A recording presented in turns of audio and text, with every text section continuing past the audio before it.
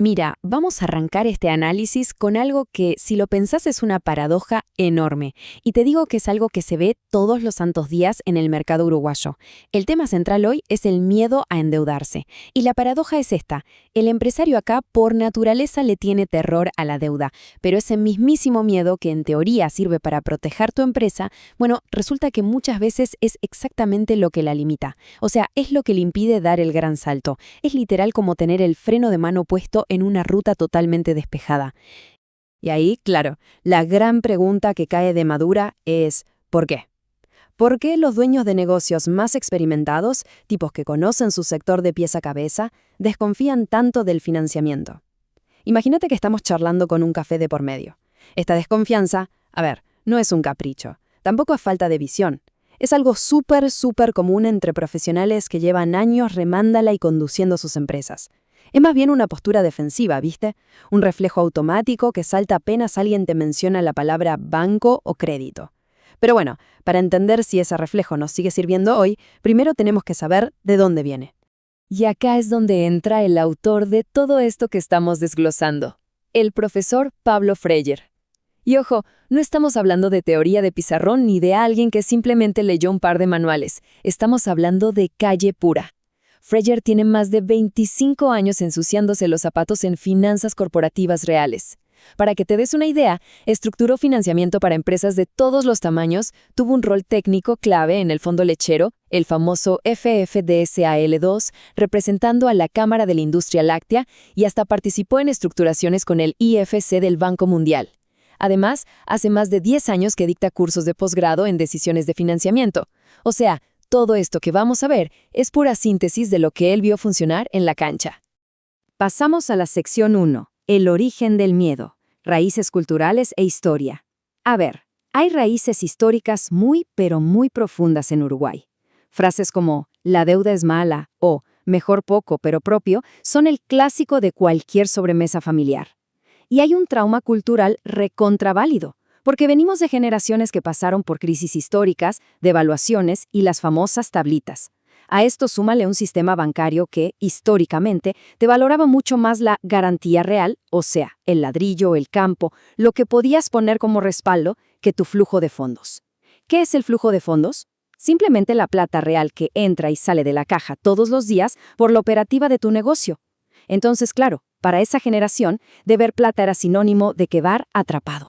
Pero ojo, porque acá está el punto de inflexión. Solemos meter en la misma bolsa dos cosas que nada que ver. Una cosa es la deuda como carga, esa que te asfixia la operativa y te ahoga el negocio. Y otra cosa, completamente distinta, es la deuda como palanca, la que te propulsa a un crecimiento estratégico. Son literalmente dos animales distintos. Uno te hunde, el otro te empuja para adelante. Y la diferencia monumental no está en la herramienta en sí, sino en cómo la usás. Bueno, vamos a la sección 2, el diagnóstico. Las 3 opciones para crecer. Partamos de una base. Toda empresa aspira a crecer. Y crecer más hoy en día con un mercado que vuela no es una cuestión de ego ni de vanidad. Crecer es pura supervivencia. La tecnología te cambia el juego cada 3 años. Los costos suben, la competencia avanza. Quedarse quieto es retroceder. Corta. Entonces, si crecer es obligatorio, la pregunta que nos tenemos que hacer es, ¿con qué plata financiamos ese salto? Y la respuesta es tan simple que asusta un poco. Mira, solo existen 3 fuentes de financiamiento. 1, recursos propios, o sea, la platita, la caja que tu empresa genera año a año.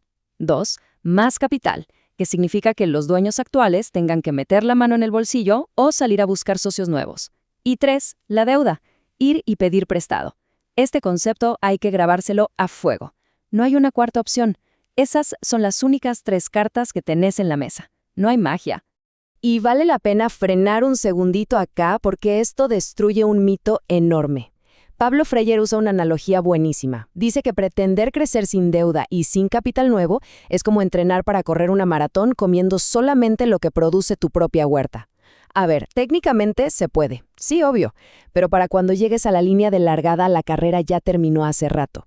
Intentar crecer solo con los recursos propios te exige muchísimo tiempo para juntar esa plata, y además te exige que el mundo se quede quietito esperándote, y ya sabemos que el mundo de los negocios jamás se queda quieto.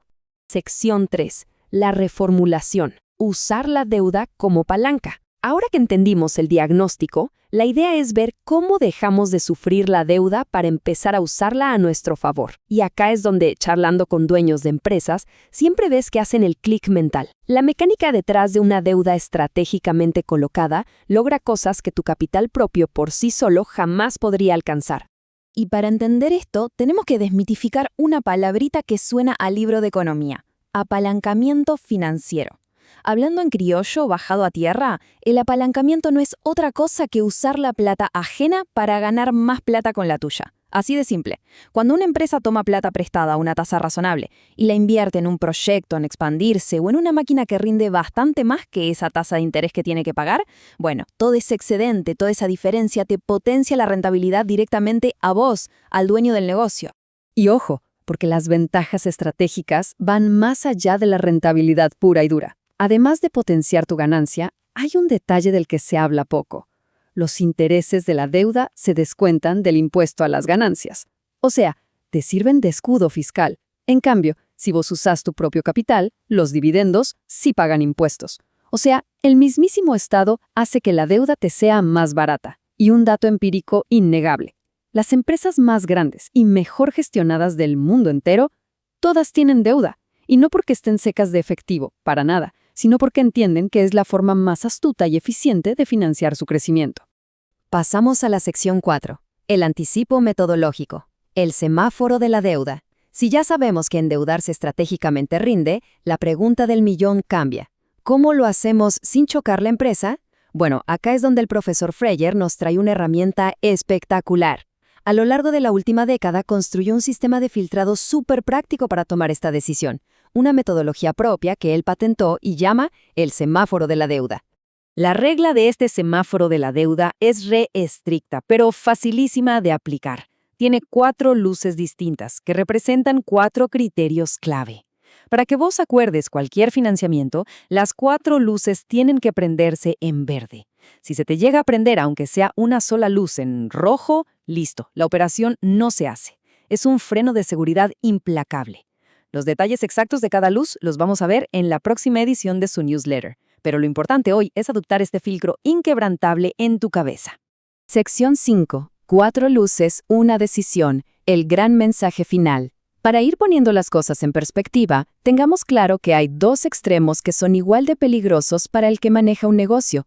Por un lado, tenés el miedo paralizante a la deuda del que hablábamos al principio, y por el otro, tenés el error totalmente opuesto: enamorarte de la deuda y salir a pedir plata a lo loco sin pensar. Los 2 extremos logran exactamente lo mismo, hacen que dejes de pensar estratégicamente. De un lado, renuncias a una herramienta que te podría duplicar el tamaño, y del otro, te atas a obligaciones que tu flujo de caja real en el día a día no te puede bancar.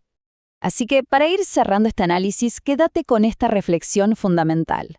La deuda no es buena ni mala en sí misma, es simplemente un instrumento.